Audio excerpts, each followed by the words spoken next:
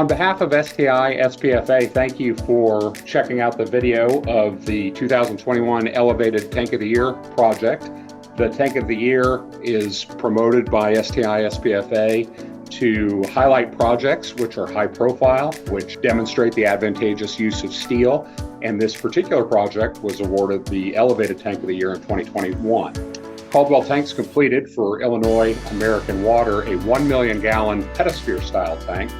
A pedesphere is a slender column that supports a large spherical or spheroidal elevated water storage tank, commonly referred to as a golf ball on a tee.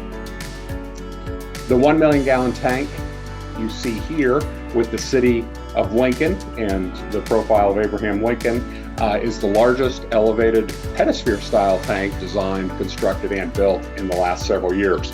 And 1 million gallons is about the largest capacity that the pedesphere style tanks are commonly built in. A couple of interesting things about the project. The tank was built to accommodate a new water treatment plant being built to supply a growing area around Lincoln, Illinois.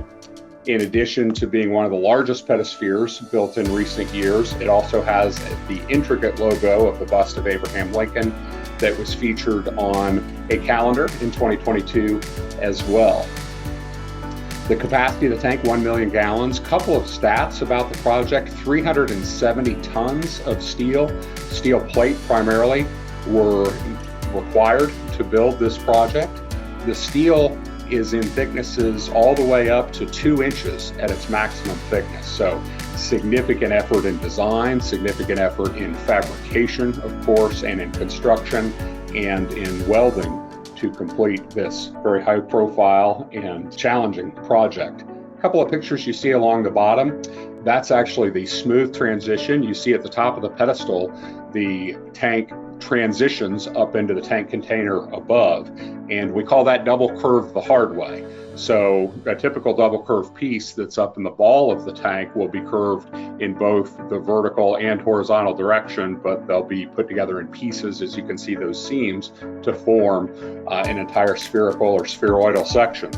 But a particularly challenging part of the tank is that transition from pedestal to tank, where again it's double curved the hard way. So those transition dies are actually designed and fabricated typically by the manufacturers, very limited number who have experience in this style of tank, particularly at this capacity. You see also the monolithic footing poured just prior to the ring wall being poured. You see the rebar projecting from the footing into the ring wall that supports the tank. And as you can see, weather can be a challenging item to manage on storage tank projects as well, as you can see from the bottom right-hand corner. So now the tank has taken shape and those weld seams, everything has been welded together. Working across from the smaller pictures in the bottom half of this slide, you see the roof plates being set. The access tube is actually used essentially as a crane with a center mast and a boom coming off of it, which is lifting large subassemblies which are constructed on the ground and then lifted into place, set into place with key plates and other aligning mechanisms, and then all of the welding is completed. What wasn't done on the ground is done in the air.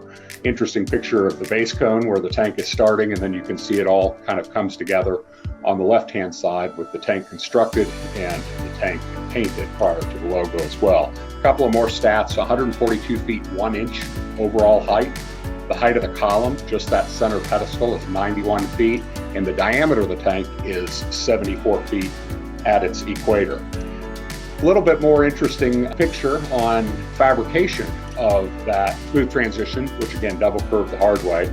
So you see an individual there standing next to it, and it is very impressive in terms of the scale, the thickness, the fabrication that goes into fabricating each one of those pieces, and of course the welding that goes into the subassemblies. And we're essentially building it in as large as sections as we can fit on the back of the truck and drive to the job site.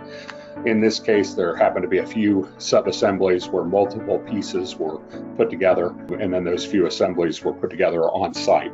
You see ladders and manholes, which allows for dry access through the pedestal, through the base cone, through the pedestal, through the access tube, all the way up to the roof of the tank.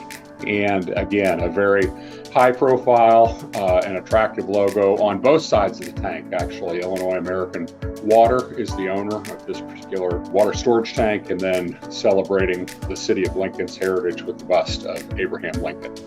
And finally, we would like to thank some of the many folks who worked on this critically important project. In addition to all of the folks at American Water, we would like to recognize Farnsworth Group, who served as American Water's consulting engineer for the project. All the folks at Caldwell who worked so hard on the design, the fabrication, and the construction of the elevated water storage tank. And many of the key subcontractors that were part of the Caldwell team, including W.F. Johnston Construction, who did the foundation and the site work and the site piping. Newman Company Contractors, who performed the field coatings application. Windemuller, who did the electrical for the project. And Corpro on the cathodic protection. And lastly, we'd like to thank the folks and the customers in the city of Lincoln, Illinois, and the folks in the area who are served by Illinois American Water. It was an honor to serve on this project and to help deliver key infrastructure that will likely be part of the city and American Water's system for 100 years or more going forward into the future. Thank you.